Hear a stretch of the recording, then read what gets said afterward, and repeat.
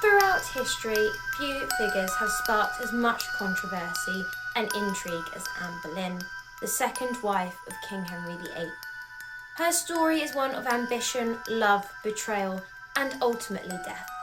But amid all the drama, one question has persisted for centuries. Was Anne Boleyn a witch? Pop culture certainly seems to go in on this narrative. You only have to look at one of our first looks at the Grand Staircase in Harry Potter and the Philosopher's Stone, as a portrait of Anne Boleyn can be seen on the wall of this school of witchcraft and wizardry.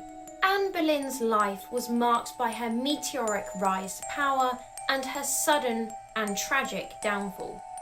But was there something more sinister behind her story?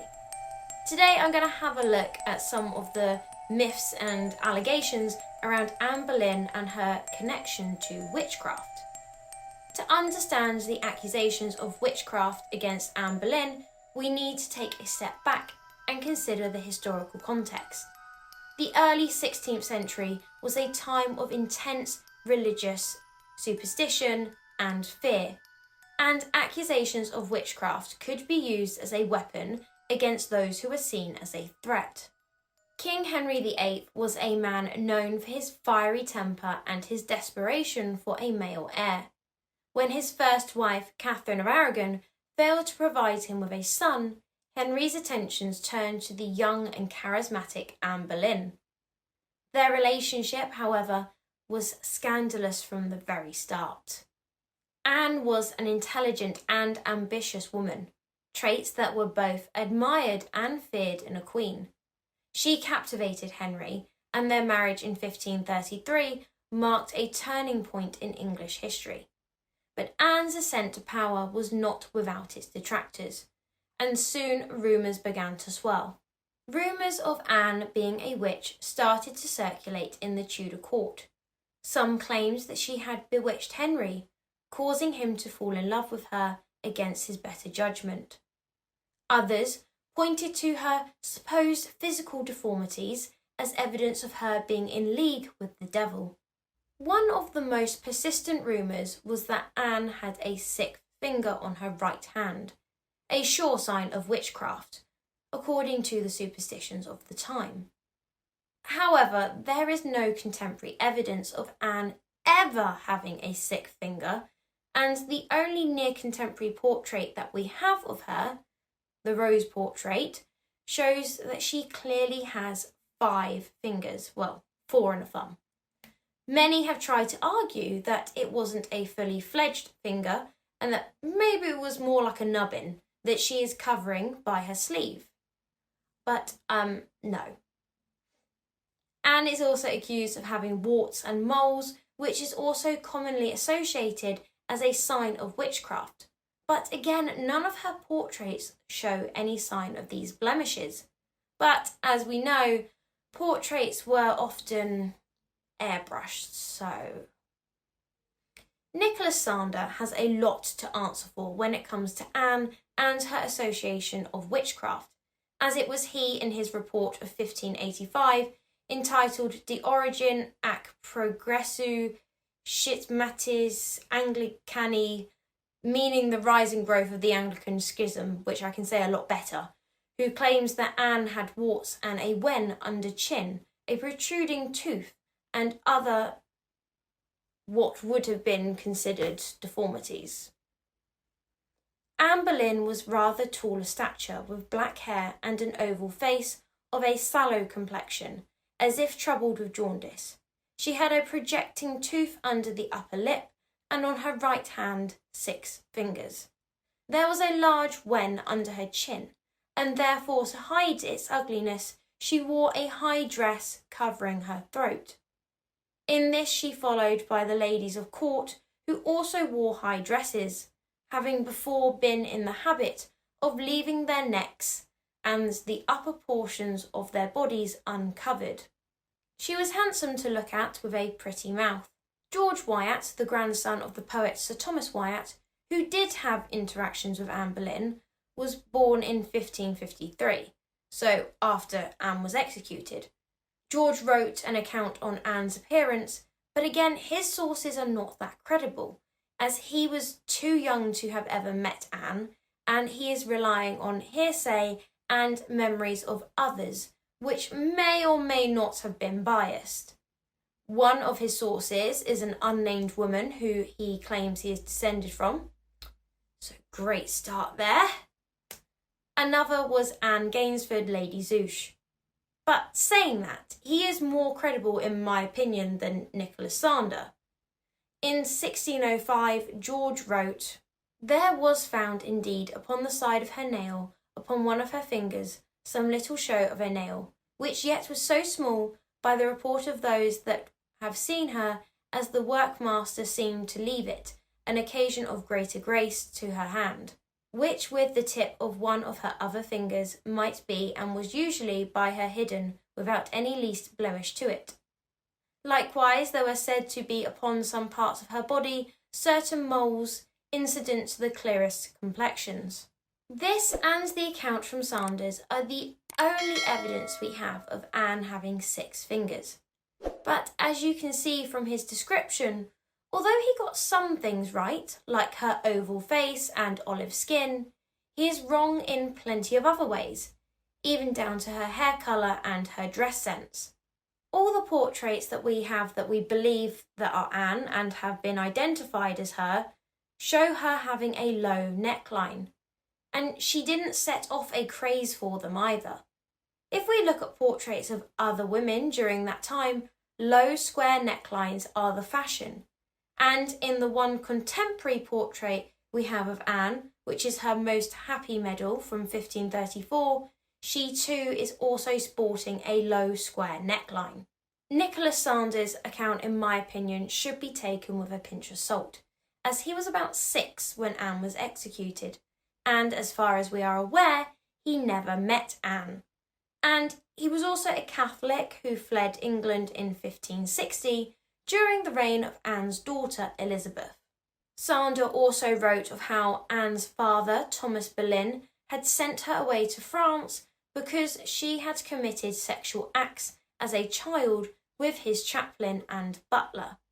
Yeah, because it has nothing to do with the fact that her father had managed to arrange for her to be educated by Margaret of Austria, whose court was seen as one of the finest finishing schools in Europe, and then in the household of an English princess who went on to be Queen of France. God forbid a father actually wanted a good education for his daughter. The cheek, the nerve, the gall, the audacity and the gumption. My main question is, if Anne truly had these signs and imperfections associated with witches, why did Eustace Chapuis, a man who loathed Anne for displacing Catherine of Aragon and saw her regularly, never reported such blemishes in his correspondence to Emperor Charles V? Nor was any of these witchcraft allegations brought up at her trial, which would have been pretty damning. I also find it hard to believe that the king would fall in love with a woman who has, lack of a better term, these flaws, due to the connotations that existed around them in this time. We know that Anne wasn't particularly known for her looks, but that's different from having imperfections. And I just want to remind people that you are all beautiful and that conventional beauty standards of the 1500s is not the same as today, okay?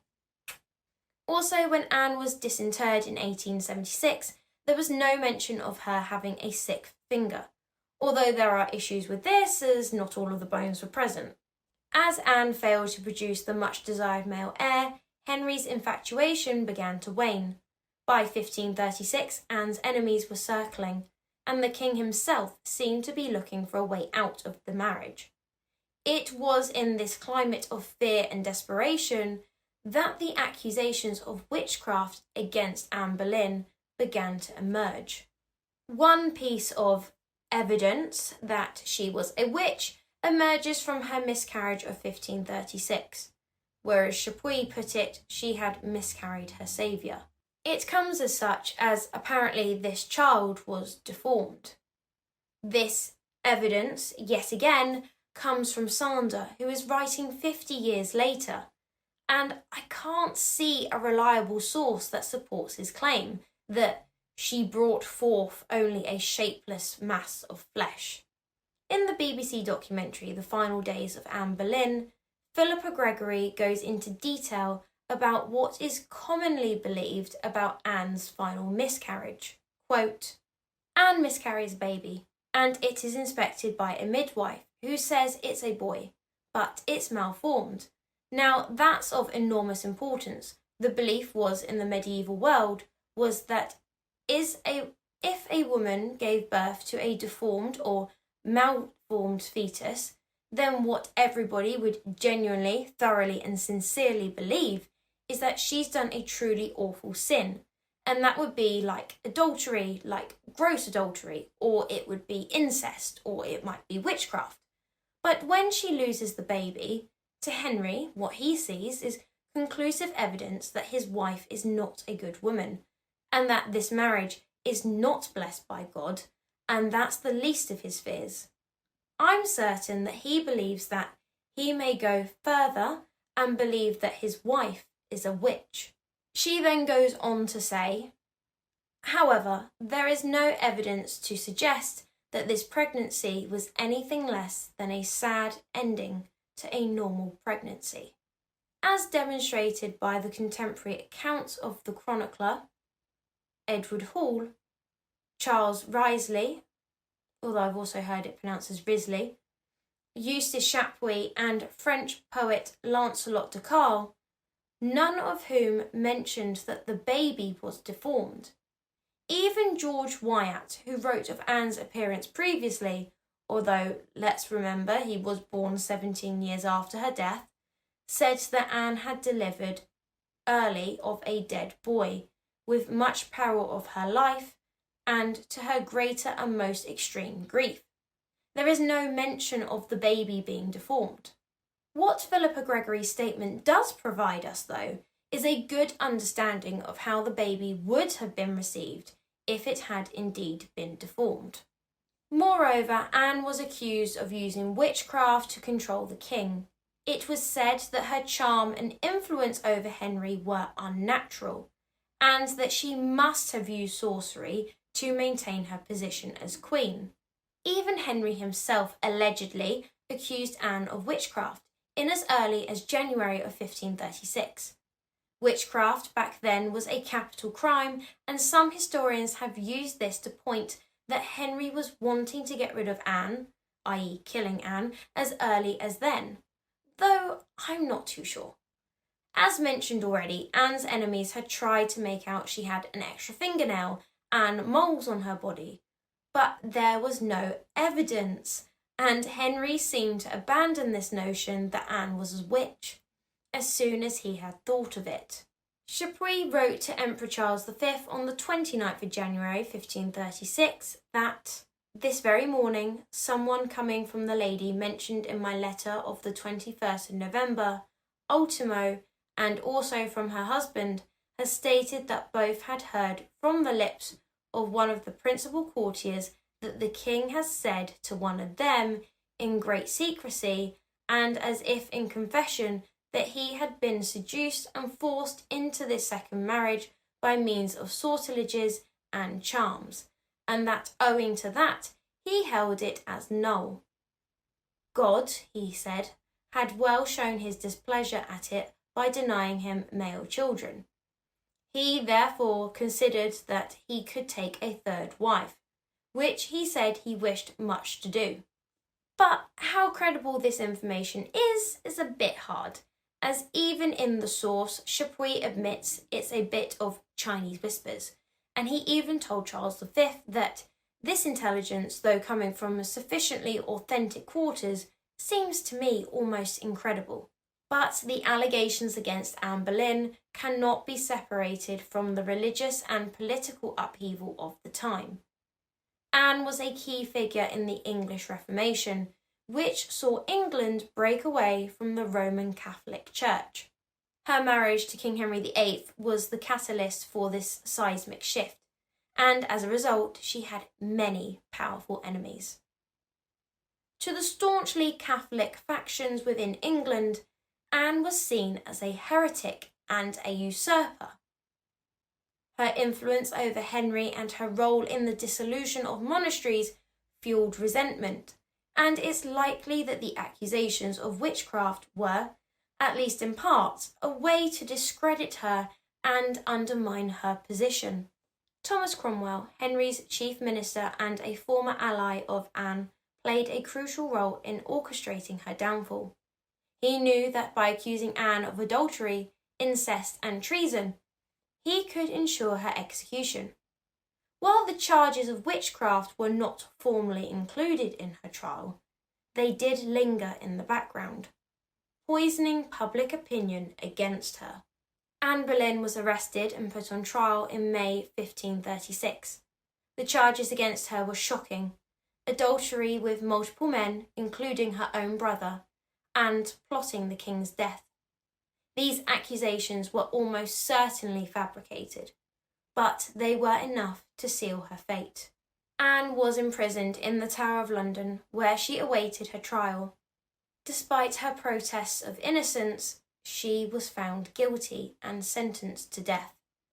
On the 19th of May, 1536, Anne Boleyn was executed by beheading, becoming the first Queen of England to be put to death. In her final moments, Anne maintained her innocence, and there is no record of her confessing to any crime, certainly not to witchcraft. Her death marks the end of one of the most dramatic and tragic chapters in English history. But the rumours of her being a witch would persist for centuries. She was even accused of actually killing Henry Fitzroy, King Henry VIII's illegitimate son. Apparently, she poisoned him with such a poison that was so slowly releasing that he then died after she was executed. Even after her death, the legend of Anne Boleyn as a witch continued to grow. Over the centuries, she has been depicted in various ways, as a seductress, a villain, and yes, even a witch. Her ghost is said to haunt royal residences, fueling the idea that she was somehow connected to the supernatural. I also have a video on the ghosts that haunt Hampton Court Palace, and yes, Anne does feature in that, so if you're interested, go check that out. But modern historians have largely debunked the notion that Anne was a witch.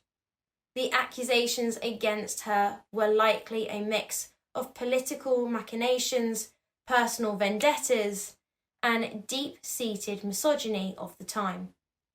Anne was a woman who challenged the status quo, and in doing so, she made powerful enemies, who were all too eager to see her fall. So, was Anne Boleyn a witch? The evidence certainly suggests she wasn't. The accusations were a product of their time, born out of fear, jealousy, and political intrigue. But the myth of Anne Boleyn as a witch has endured, capturing the imagination of generations and adding yet another layer of mystery to her already fascinating story. Thank you for joining me on this exploration today. If you enjoyed this video, please like and subscribe and hit that notification bell to stay updated on my latest content. And as always, until the next one, have a wonderful day.